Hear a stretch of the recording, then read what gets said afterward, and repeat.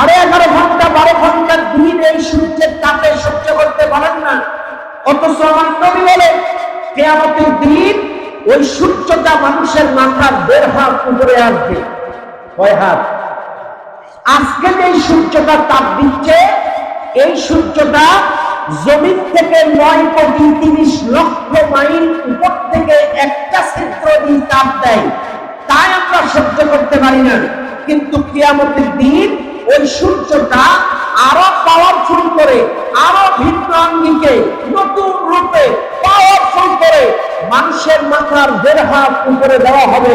12টা মুখ দিয়ে সূর্যটা তাপ দিবে।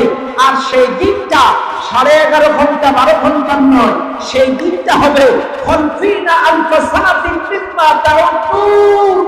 আমার নবী বলে সেই দিনটা হবে 50,000 বছরের দিন। কয় হাজার? খলফিনা আলফা সানাতিন মিম্মা তাউদ্দুন। আজকের 11 ঘন্টার দিন শেষ করতে পারেন না, 12 ঘন্টার দিন শেষ হয় না, কিন্তু সেই দিন 50,000 বছর আপনাকে দাঁড়ায় থাকা লাগবে। সূর্য মাথার উপরে 12টা মুখ দিয়ে যখন তাপ দিবে, মানুষের মাথার ভিনুগুলো টকবক টকবক করে ফুটে কান্তি নান্তি বেগে পড়বে। সূর্যের তাপে মানুষের জিহ্বাগুলো বেরিয়ে নাভি পর্যন্ত এসে বাড়ি খেতে থাকবে। সূর্যের তাপে মানুষের চোখগুলো গুলো গুলো হয়ে যাবে। সূর্যের তাপে পায়ের নিচের মাটিটা পুড়ে লাল বর্ণের তামা হয়ে যাবে।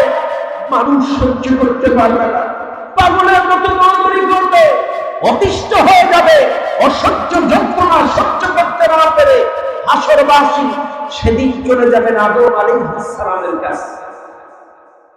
হাসরবাসী চলে যাবেন আদম আলাইহিস সালামের কাছে, যে ডাক দিয়ে বলবেন ইয়া আবাল বাশার। আদম আলাইহিস সালাম, বাবা আদম, এই অসহ্য যন্ত্রণা আমরা সহ্য করতে পারি না। সূর্য মাথার উপরে প্রচন্ড গরম, সূর্যের তাপে পায়ের নিচের মাটিটা পুড়ে লাল বর্ণের তামা। বাবা আদম, এই অসহ্য গরম সওয়া যায় না। আপনি আল্লাহকে একটু বলুন, আল্লাহ যেন বিচার কার্যটা তাড়াতাড়ি শুরু করে। বিচারে যা রায় হয় হবে, জান্নাত হোক জাহান্নাম হোক, যা রায় হয় হবে, মাথা পেতে নেব। কিন্তু এই প্রচন্ড গরম আমরা সহ্য করতে পারছি না। আল্লাহকে একটু বলুন, আল্লাহ যেন বিচার কার্যটা তাড়াতাড়ি শুরু করে। আদম আলাইহিস সালাম বলবেন লাস্তুহা হাউনা, আমি পারবো না, আমি আমার ব্যাপারে সংখ্যায় আছি, আমার কি হবে আমি জানি না, তোমাদের ব্যাপারে কথা বলার ইখতিয়ার আমি। তোমরা চলে যাও নূহ নবীর কাছে। নূহ নবীর কাছে চলে গেলেন। নূহ আলাইহিস সালাম বললেন আমি পারবো না, তোমরা চলে যাও ইব্রাহিম আলাইহিস সালামের কাছে। কারণ ইব্রাহিম নবীকে আল্লাহ খলিল বানাইছিলেন, খলিলুল্লাহ উপাধি দিয়েছিলেন, বন্ধু বানাইছিলেন। ইব্রাহিম নবীর বন্ধুর কাছে যদি কোনো কিছু আবদার করে আল্লাহ রাখলেও রাখতে পারে। হাসরবাসী চলে যাবেন ইব্রাহিম নবীর কাছে।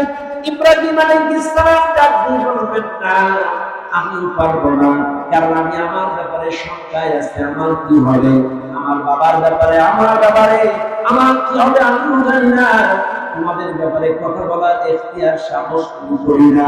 তোমরা চলে যাও মূসা নবীর কাছে। মূসা নবী ছিলেন এই পৃথিবীতে একজন নবী, যত নবী পৃথিবীতে এসেছিল সবচাইতে বেশি ক্লোজ আবদার করে বেশি মাত্রায় কথা বলেছিলেন আল্লাহ নবী মূসা। কাজে মূসার কাছে চলে যাও। মূসা যদি কোনো কিছু বলে আল্লাহ রাখলেও রাখতে পারে। হাসরবাসী চলে যাবেন মূসা নবীর কাছে। মূসা নবী বলবেন না, আমিও পারবো না, তোমরা চলে যাও ঈসা আলাইহিস সালামের কাছে। ঈসা নবী বলবেন আমিও পারবো না, আজকে তোমরা ওই নবীর কাছে চলে যাও যে নবী শুধু উম্মতের নবী না, সে নবী ছিলেন নবীদের নবী, নবীদের নবী। বিশ্ব নবীর কাছে চলে যাও, ওই নবী যদি তোমাদের জন্য কিছু করে করলেও করতে পারে। হাসরবাসী চলে যাবেন বিশ্ব নবীর কাছে। যে ডাক দিয়ে বলবেন ইয়া রাসূলুল্লাহ, সূর্য মাথার উপরে পায়ের নিচে টানা, অসহ্য যন্ত্রণা সহ্য করা যায় না, পা পুড়ে সরকার হয়ে যায়, সূর্যের তাপে ঘিনুরা টকবক করে ফুটে। ইয়া রাসূলুল্লাহ, আপনি আল্লাহকে একটু বলুন, আল্লাহ যেন বিচার কার্যটা তাড়াতাড়ি শুরু করে। আমার নবী সেদিন ডাক দিয়ে বলবেন, হ্যাঁ, এ দায়িত্ব আমার, এ কর্তব্য আমার, আমি তোমাদের জন্য কথা বলবো।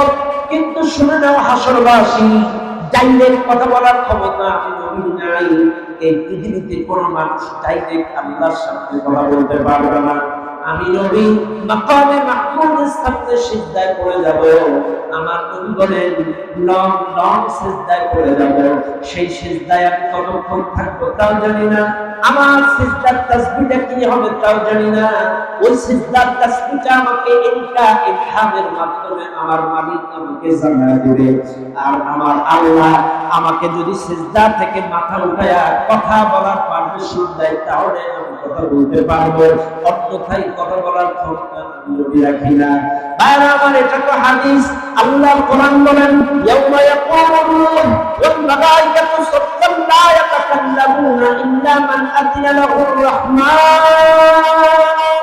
ওয়া ক্বালা সাওয়াবা। সূরা নাবা 30 নম্বর পারা 2 নম্বর পৃষ্ঠা আল্লাহ বলেন, সেদিন সকল রূহ দাঁড়ায় থাকবে, ওয়াল মালাইকা সকল ফেরেশতা দাঁড়ায় থাকবে, লা ইয়াতাকাল্লামুন কেউ কোনো কথা বলতে পারবে না, ইল্লা মান আযিনা লাহুর রাহমান, রহমান যদি কাউকে অনুমতি দেয়, আল্লাহ যদি কাউকে পারমিশন দেয়, ওয়া ক্বালা সাওয়াবা, সেই কেবল কথা বলতে পারবে, অন্যথায় কেউ কথা বলতে পারবে না। কিন্তু আমার দেশের কিছু কপাল পোড়া ভণ্ড পিয়াস, এরা বলে আমার কাছে মুড়ি দাও, আমি তোমারে হাতির পিঠে করে পার করব। বলে না, আমার কাছে মুড়ি দাও, তোমারে ঘোড়ার পিঠে করে পার করবো, আরো কিছু কিছু পার করবে বলে। এগুলো ডাহামিশা কথা।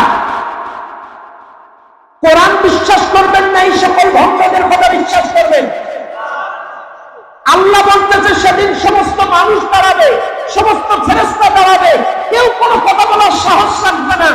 আল্লাহ যদি দয়া